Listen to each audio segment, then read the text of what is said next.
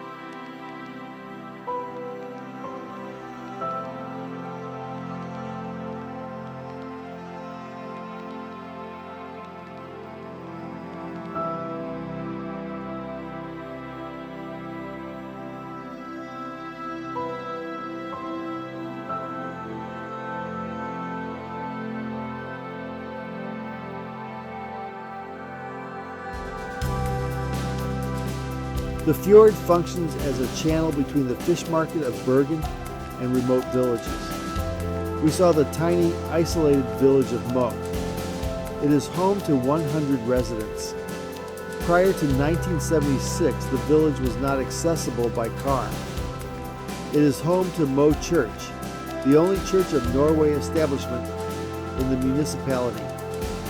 Mo also has a small hotel operated by an Icelandic family. I'm not sure if I would love the tranquility of the place or go stir crazy if I lived in Mo.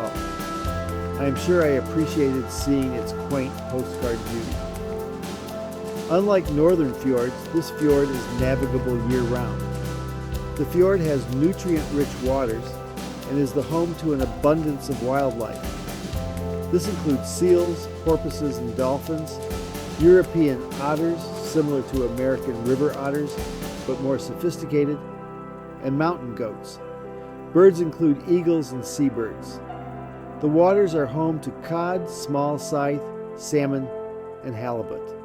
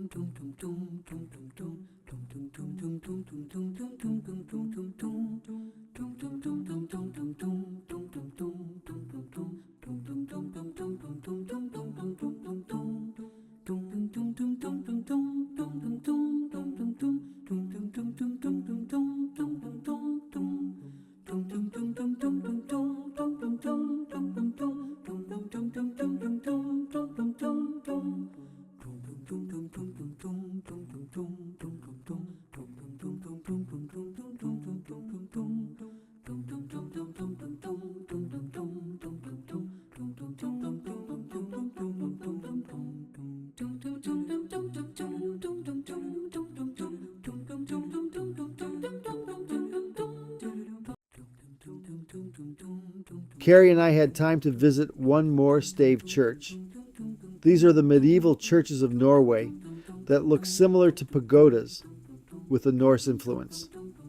They are made without nails. 1,000 to 2,000 churches were built in the Middle Ages.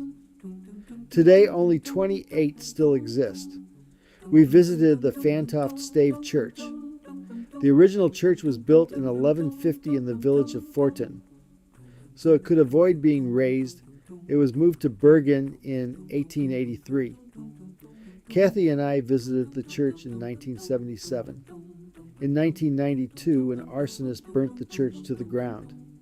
Between 1992 to 1996, 50 churches in Norway were targeted by black metal scene arsonists. They said this was symbolic retaliation for the suppression of Norse heritage. The community made a decision to build an exact replica. The new stave church was opened in 1997. The church sits on hilly ground that looks magical. I suspect there are trolls in the woods, and if you look closely, you might view a quick glimpse of the Green Man. The church has a steep shingled roof. It has dragon heads to ward off evil spirits. I am hoping the dragon heads protect this beautiful church.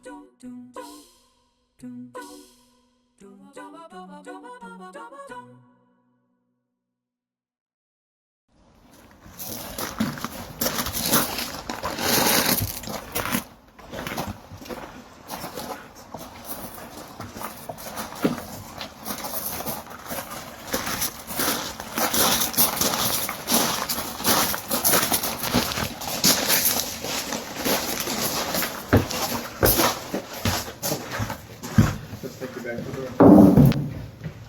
A little bit.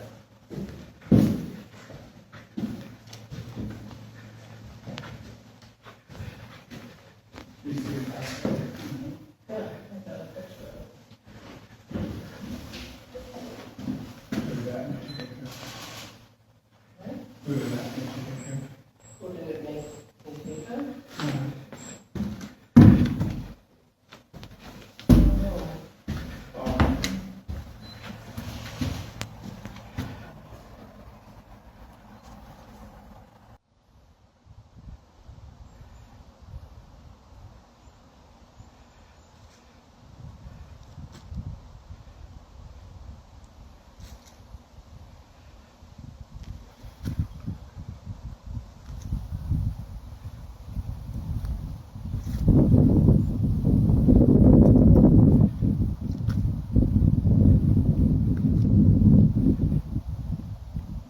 This was a trip of multiple locales and settings. It had multiple themes, and I got to spend it with excellent company. So my reflections are an attempt to identify what moved me and how they were all interconnected. First, Norway is welcoming. In every city we were in, we saw rainbow flags, crosswalks, and LGBTQIA signs. We also saw diversity in a country that is solidly Norwegian. The transportation stood out, and we used a lot of transportation. We used planes, boats, cars, cable cars, and public transportation. Most of it was electric, reflecting Norway's commitment to becoming greener, which leads me to their commitment to the environment and climate change. Children are taught to care about the earth. Museums are packed with visiting school children. At the same time, green policies are also negatively impacted the traditional way of life of the Sami and industrialization and extractive mining to threatening the health of fishing grounds. Trolls are everywhere. I grew up with trolls. I saw trolls in Norway in 1977, and Kerri brought me to the Troll Museum. When I got back home, I visited the Troll Hole, a museum in Ohio. We had better be nice to them. The Arctic is majestic and it is threatened. Climate change is having a disproportionate impact on the Arctic. The Sami identity and culture, and especially pride, is resurging. While Norway probably had the harshest policies toward the Sami, Norway had worked hard to change that. They still have work to do. And food. We love the fjords, public art, mountains, and history. But oh, the food. We had fish, reindeer, moose, whale, and fish soup. We also had Chinese food, Middle Eastern food, and sweets. I oved all of it except the fish pizza. This was a great trip that feels like a beginning. There is much to learn, more people to contact, more books and reports to read. However, for now I will take a break and enjoy a bowl of fish soup.